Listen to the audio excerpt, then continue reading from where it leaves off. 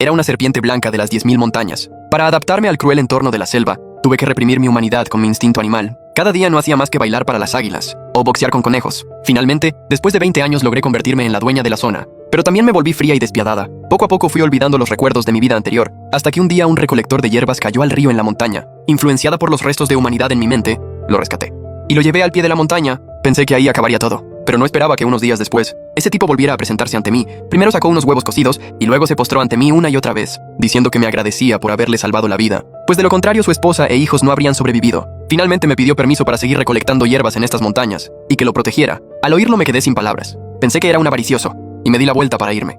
Sin embargo, al verme alejarme sin morderlo, creyó que había aceptado su petición. Desde entonces, se convirtió en un visitante asiduo de estas tierras. Cada día me enroscaba en un gran árbol, observándolo recolectar hierbas y cultivar plántulas, hasta que poco a poco estableció un jardín de hierbas. Si de vez en cuando nos cruzábamos, él se sentaba sin ningún reparo y me contaba sus cosas, que últimamente había recolectado muchas hierbas, que con eso su familia podía comer bien, y que debía darme las gracias y cosas por el estilo. Al final, cansado de sus parrafadas, empecé a evitarlo cada día. Así pasaron 6 meses. Las plántulas que había plantado comenzaron a madurar. Cada día recolectaba más hierbas, hasta que despertó la envidia de los vecinos del pueblo. Ese día, mientras practicaba mi respiración, como cada día, de repente percibí 3 figuras humanas ardientes en el jardín de hierbas. Me enfurecí al instante. Pensé que el recolector había traído gente sin permiso, como si este lugar fuera su jardín trasero. Así que bajé hacia la montaña con furia. Pero nada más llegar al exterior del jardín, vi al recolector tirado en el suelo con sangre en la boca, sujetando con fuerza la pierna de un vecino. Estas hierbas son mías.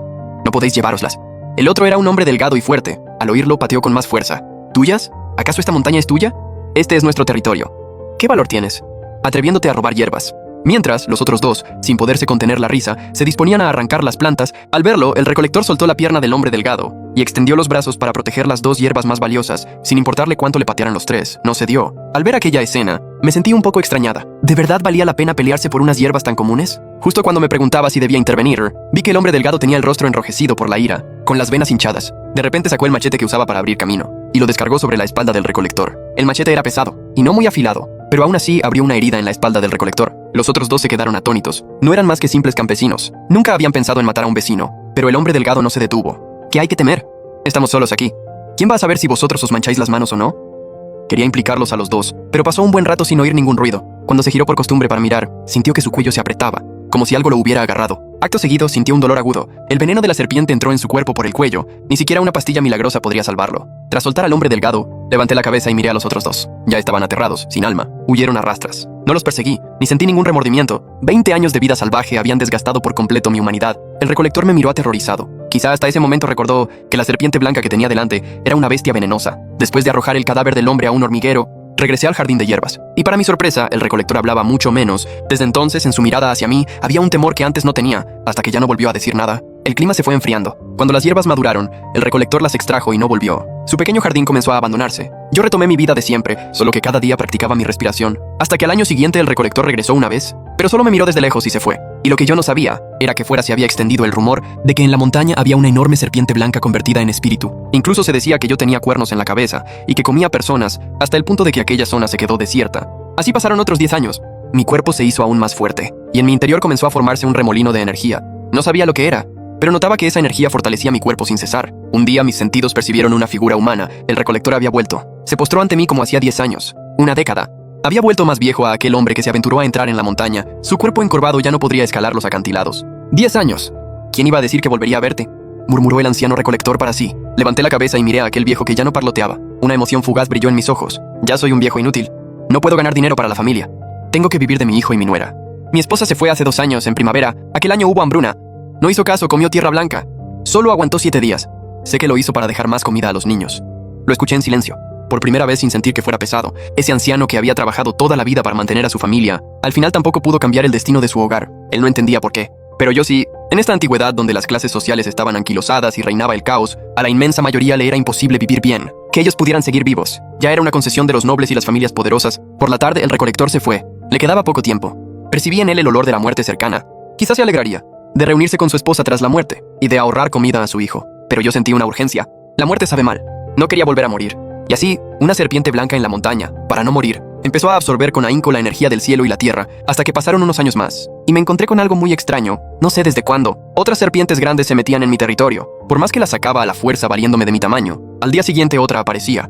Me tenían harta y no me dejaban practicar. Al final, no sabiendo qué hacer, decidí ir a ver cómo era el mundo humano en la antigüedad. pero no esperaba presenciar otra despedida entre la vida y la muerte. 2 días después, llegué al borde del bosque de un pueblo. La primera impresión que me dio aquel lugar fue de pobreza. Al pie de la ladera, un grupo de chozas de paja, junto al arroyo, muchos arrozales, un perro flaco cruzaba los bancales, apenas se veían ratas. Pensé en echar un vistazo y volver a las profundidades, pero antes de irme, conocí a una niña. Tendría 6 o 7 años. Con 2 coletas, vestía una falda de tela gruesa descolorida. Saltaba y correteaba por la montaña de atrás, cazando mariposas y cogiendo flores. Normalmente era un lugar seguro, sin animales peligrosos, pero aquel día había un viejo lobo al acecho. Cuando la niña se quedó paralizada por el miedo, yo enredé al lobo con rapidez y apreté mis músculos hasta romperle los huesos. La niña se sentó en el suelo mirándome fijamente mientras me enfrentaba al lobo. No se desmayó del susto, como había hecho el recolector años atrás, sino que estuvo un buen rato mirándome, hasta que, vencida por la curiosidad, me preguntó: ¿Eres la serpiente inmortal de la montaña de atrás? Me quedé sin palabras. No imaginaba que la leyenda de aquellos años aún tuviera eco. Moví la lengua 2 veces hacia arriba para decir que sí. Al verme responder, la niña abrió la boca con sorpresa. ¿Me entiendes? Volví a mover la lengua 2 veces. La niña estaba maravillada. ¡Qué prodigio! Una serpiente enorme que entendía el lenguaje humano. Pensó un momento y soltó otra pregunta. ¿Me vas a comer? Papá dice que las bestias de la montaña se comen a la gente. Negué con la cabeza, aunque me tentaba asentir para asustarla. Después de tanto tiempo en la montaña, si ahuyentaba a la única persona con quien podía charlar, no encontraría otra fácilmente. Entonces la niña mostró su inocencia, primero gritó de alegría, y antes de que pudiera reaccionar, se acercó y me acarició las escamas con sus manitas, murmurando: ¡qué bonito! Más blanco que el bol más grande de mi casa. Y así, lo que iba a ser una vuelta rápida a las profundidades, se convirtió en una estancia cerca del pueblo. La niña, que se llamaba Juner, venía a menudo a conversar conmigo. Cuando se cansaba se dormía sobre mi cuerpo. Pasaron varios meses. Un día Juner llegó cabizbaja y se sentó sobre mí. «Serpiente grande, tengo mucha hambre». El jefe del pueblo se llevó las provisiones de casa.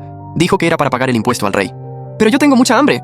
Entendía que en aquella época el pueblo se regía por los apellidos. El jefe y los ancianos eran como pequeños reyes en la aldea. Ya fuera repartir tierras, venderlas o matar y prender fuego, ellos decidían. Eso era lo que significaba que el poder real no llegaba a las aldeas. Y si los jefes y ancianos abusaban de su poder para exprimir las cosechas, los campesinos pobres no podían rebelarse.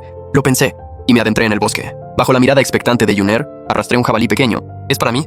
Al verme asentir, los ojos de Juner se convirtieron en 2 lunas y se fue a casa gritando de alegría. Pero al día siguiente la noticia corrió por el pueblo. El padre de Juner, con la comida extra, no fue mezquino. Después de matar y desollar el jabalí, repartió carne entre otras familias que también pasaban hambre. Aquellos campesinos vivían en los márgenes de las 10.000 montañas. Solo sobrevivían si se mantenían unidos. Al principio todos decían que Juner había tenido suerte. Pero cuando la carne se acabó, Juner volvió a encontrar 2 faisanes en la montaña. Entonces los padres de Juner empezaron a extrañarse.